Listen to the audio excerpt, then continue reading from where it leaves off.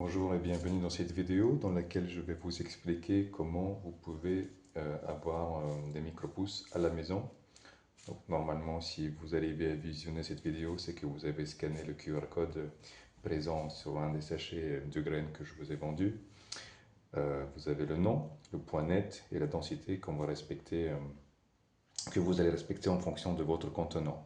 Donc on va commencer par le commencement, comment l'ouvrir sans que les graines ne tombent de partout. On va ouvrir ici et à l'intérieur il y a un triangle ici. Hop. Et ce triangle là, c'est par là que les graines vont sortir. Donc tout simplement je le ouvre comme ça et ils sont ici. Voilà les graines. Encore une fois, donc les graines sont dans cette partie-là et c'est comme ça. Sauf que le triangle qui est ici est mis entre les deux. Voilà, donc comme ça vous allez pouvoir ouvrir en toute sécurité votre sachet. Ok, donc là on a les graines. Ça on met de côté. Ce qu'il va vous falloir, c'est un contenant. Soit vous avez peut-être acheté aussi une barquette avec les micro-pousses, puisque je vends les deux, les sachets et les micro-pousses déjà faites. Donc vous pouvez réutiliser la barquette, tout à fait réutilisable. Enlevez juste le terreau qui est présent et mettez du terreau pour semis. Donc on va faire un exemple. Là, je dis terreau pour semis. Et comment je fais? Je prends du terreau, tout simplement, et je remplis la barquette en essayant d'éviter les grumeaux. Donc je fais des petits mouvements comme ça pour amincir si jamais il y a des gros bouts. Hop. C'est pas grave si les gros bouts vont rester au fond. Ce qui compte surtout, c'est qu'il n'y aurait pas à la surface. Ça peut faire des petits trous où il n'y aura pas de micro-pousses, puisque ça va être trop dur pour la racine de traverser, je sais pas moi, une petite branche ou une petite écorce. Donc on va remplir jusqu'au bout. Idéalement, on devrait avoir un terreau dans les 2 cm, 2 cm d'épaisseur. Donc imaginons que c'est comme ça. Et ce que je vais faire maintenant, je vais utiliser un petit panneau en polyuréthane, et je tapote.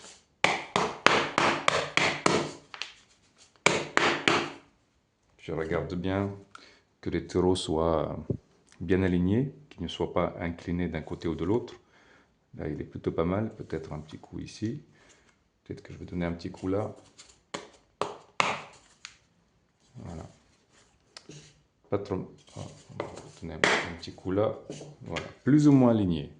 C'est juste pour éviter à ce que, s'il est incliné, il va avoir plus de sécheresse d'un côté et une humidité excessive de l'autre côté. D'où l'importance de le faire bien dès le début. Donc une surface plane et homogène. Et donc là, c'est là où on va mettre nos graines. Donc pour faire ça bien, je vous conseille d'utiliser une balance de précision. Sinon, une balance de cuisine qui indique que les grammes, ça peut le faire aussi. Et ce qu'on va faire, on va mettre la barquette sur la balance. On va l'allumer. Et là, je vais respecter la densité. Donc moi, ma barquette, elle fait un peu plus que 10 x 10. Elle doit faire 12 sur 14. Mais là, on part sur 100. Donc 85. Donc si vous faites, en fait, vous devez calculer la surface de votre contenant et vous faites le produit en croix. Donc x égale votre surface multipliée par 0,85 et divisé par 100. Comme ça, vous allez avoir la densité qui vous correspond à votre contenant à vous. Hop. Donc j'appuie sur Terre et là, pour jouer le jeu, je fais comme si c'était 100 et je mets 0,85. 0,85. Vous allez voir, les graines sont très légères et 0,85 ça peut paraître rien du tout. 0,85 grammes même, c'est même pas 1 gramme. Et pourtant, une fois que les micro-pousses vont pousser, ça va doubler en volume et en masse. 0,85, pas trop mal. Hop. Et aussi, sachez que, donc là j'ai remis le triangle à l'intérieur, et pour la prochaine fois. Ça c'est le modèle actuel avec les instructions au dos, mais vous devrez avoir un QR code à scanner. Donc, on a notre densité, on a les terreaux, on a le contenant. Ce que j'aime faire, c'est passer avec un petit bout de doigt pour bien répartir uniformément les graines sur toute la surface. Comme ça nous évite d'avoir des petits amas de micro-pousses et puis des surfaces où il y a un petit peu rien. Voilà, pas trop mal. Maintenant, ce qu'on va faire, on va vaporiser tout doucement. Prenez un vaporisateur le plus léger que vous avez, parce que si c'est trop puissant, le jet va déplacer les graines et c'est loin de ce qu'on veut. Donc là, tout léger.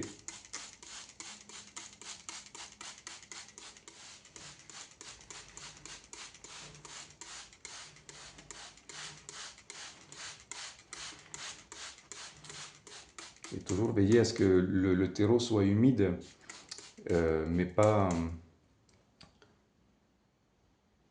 petite branche. Humide, mais pas trempé. Il faut que la graine puisse respirer, sinon elle se noie dans de l'eau, dans le terreau, et elle meurt. Si vous voulez, je ne le fais pas ici parce que là on est dans un cas unique, mais si j'en fais plusieurs par jour, bah, moi je mets un petit bout de scotch de peinture et je mets ce que c'est, donc roquette, et je mets la date. Comme ça, pour un meilleur suivi, je sais où j'en suis. Maintenant, maintenant qu'on a les semis, il faut mettre un poids. Normalement, la graine, elle va pousser seulement si elle est dans la terre. Sauf que ici, la graine est sur la terre, sur le terreau. Donc, il y en a une condition qui manque, c'est cette sensation de gravité. Et pour le simuler, cette sensation de gravité, parce qu'on ne va pas mettre du terreau par-dessus, en poussant, tout le terreau va se soulever et ça fait rien du tout. Donc, moi, j'ai des petits bouts de ciment, comme ceci, que j'ai coulé exprès. D'ailleurs, on voit les traces de la barquette, que j'ai moulé exprès pour ces barquettes. Donc, je mets du papier cuisson entre les deux, pour éviter le contact direct avec les graines. Et voilà, ça s'emboîte parfaitement. Si on veut, on peut appuyer un petit peu. Si vous n'avez pas de ce bloc de ciment, je suppose que non, bah, vous pouvez tout simplement utiliser un sachet plastique et vous mettez par exemple du riz, de la farine, que sais-je, des lentilles vertes, des pois chiches, un petit peu ce que vous avez à la maison, même du sable, et vous mettez ça sur toute la surface et essayez de repartir de manière la plus uniforme possible. Voilà. Et voici ce que ça va donner au bout de quelques jours. Alors, dans quelques jours, vous allez avoir quelque chose qui ressemble à ça. Donc les graines vont germer, elles vont s'ouvrir. Il y aura un petit radicule qui va aller chercher le fond de la barquette. Et tout doucement, on voit les petites traces de cotylédon. Ce sont les premières feuilles qui sont déjà dans la graine, qui cherchent à s'ouvrir et à chercher le soleil. Là, c'est un poil trop tôt. Je pense que je vais laisser la barquette encore 5-6 heures, histoire que la graine puisse s'enraciner un peu plus. Et plus tard, je la mettrai en obscurité. Donc, idéalement, vous avez un sous-plateau, quelque chose, une assiette par exemple, et vous allez l'arroser à présent par le bas. C'est pour éviter la moisissure, les algues, les bactéries, mais puisque la racine elle va chercher l'eau, vous mettez de l'eau ici. J'ai un petit exemple. Hop. Pas beaucoup, vraiment, même là c'est un peu trop. On va chercher vraiment un petit chouïa pour que ça boive, pour qu'elle boive. D'ailleurs, on voit, je ne sais pas si on voit, mais on voit que l'eau entre déjà dans la barquette. Et là, on voit que le terreau est déjà tout brillant, tout humide. Là, c'est un exemple que je vous ai montré que comment ça boit. Mais effectivement, là, clairement, on est en excès d'humidité. Faut pas qu'il y ait de l'eau au fond de l'assiette. Surtout pas. Hop, c'était juste pour vous montrer l'exemple. Du coup, après plusieurs jours, là j'ai différentes variétés, donc ce n'est pas forcément comparable, mais ça reste la même famille. Au bout de quelques jours, vous allez avoir la tige qui va apparaître. Donc ils vont prendre de la hauteur. Là, on voit déjà quelques racines. Je ne sais pas si on voit peut-être pas, peut-être ici, là, on voit un petit peu. Non, ouais, si, là, on voit quelques racines qui poussent. Voilà, c'est une belle barquette, pas de moisissure, ça pousse de partout. Peut-être qu'il y a quelques graines qui n'ont pas germé pour X raisons, peut-être qu'il n'y avait pas suffisamment de poids, ou peut-être que normalement le taux de germination est de l'ordre de 95%, donc c'est normal qu'il y ait un petit pourcentage des graines qui n'ont pas germé. Et bien sûr, si vous avez acheté du tournesol, de la coriandre ou des petits pois, il faut les tremper auparavant dans de l'eau, entre 8 à 10 heures. Vaut mieux moins que plus, gardez ça à l'esprit. C'est juste pour amollir un petit peu l'enveloppe extérieure de la graine. Et la densité qui est présentée, c'est en sec. Donc gardez à l'esprit qu'une graine, par exemple de petits pois, elle pèse, je dis n'importe quoi, 1 gramme, mais une fois trempée, elle va doubler son poids, elle va peser 2 grammes. Du coup, c'est important de respecter la bonne densité. Voilà. Et au bout de plusieurs jours, donc là, quand c'est comme ça, clairement, même un petit peu avant, on peut l'exposer déjà, enfin, on peut enlever le poids, donc ça serait au bout du 3e jour, plus ou moins, en fonction de la température, de l'humidité, bah, vous pouvez l'exposer, vous pouvez le mettre en obscurité. Donc clairement, faire simplement, bah, vous mettez une assiette, un bol, quelque chose qui va faire comme un effet de dôme, un effet de serre. Comme ça, vous allez gagner en hauteur. Elle va chercher le soleil, mais il n'y en a pas. Donc, toutes les pousses vont pousser vers le haut, dans le sens contraire des racines, tout simplement. Et peut-être quelques jours plus tard, bah, vous devrez avoir déjà une belle barquette qui ressemble à ceci. Voilà, donc il y a encore un bout de graine qui est resté attaché au cotylédon. Elle va tomber d'elle-même. On voit que le fond des racines est un petit peu...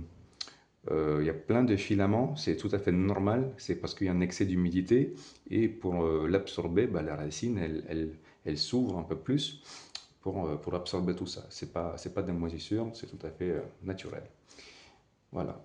Et je vais vous montrer la barquette finale. Donc là, clairement, on va l'exposer au soleil puisque les cotylédons, on a une bonne hauteur. Les cotylédons sont bien jaunes, bien développés. Et tout ce qu'il lui faut, bah, c'est du soleil. D'ailleurs, on va voir peut-être à la fin de la vidéo s'ils ne vont pas déjà verdir puisque ça se passe très rapidement. Et voilà une barquette déjà prête à être consommée.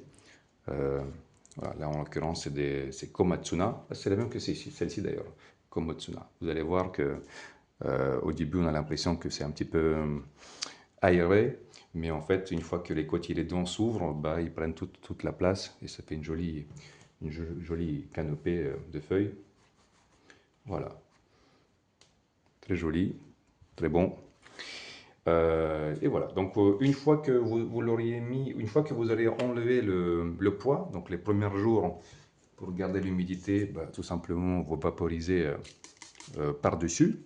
Et une fois que les graines se sont ouvertes et enracinées, on va chercher à arroser par-dessous, par capillarité. Donc on met une assiette et elle va boire. Comme ça, tout le haut reste bien au sec. Voilà, ben, je pense que j'ai tout dit. Ben, si vous avez des questions, j'affiche mon adresse mail, mon numéro de téléphone. Vous pouvez toujours me contacter pour plus amples informations et détails. Et puis un bon appétit. Ça se mange, il n'y a vraiment pas de règle. Ça se mange surtout en crudité, en salade, en sandwich. Vous pouvez les mettre sur des pâtes, sur des tartines de pain. C'est très bon pour la santé, très bon au goût, très bon pour l'environnement. Merci beaucoup de me supporter dans cette démarche. Je vous souhaite une très bonne continuation et à bientôt.